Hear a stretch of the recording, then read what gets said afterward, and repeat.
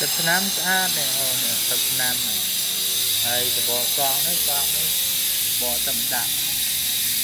ដូចគ្នាមកគូហ្នឹងហើយខាងក្នុងថាអី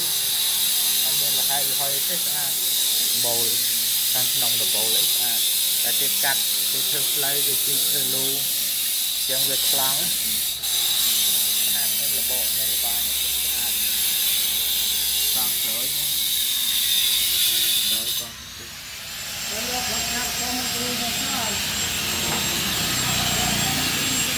តបថ្មីដាក់លេខ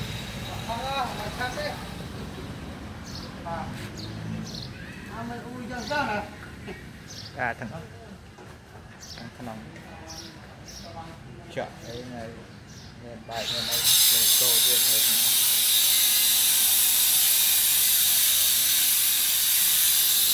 ដូចគ្នាមកជុំមានតំណាលតាឡូមានពុកចំពុកក៏មានដែរតែបោះបោកទឹកទៅឲ្យហត់ទៅបានដាក់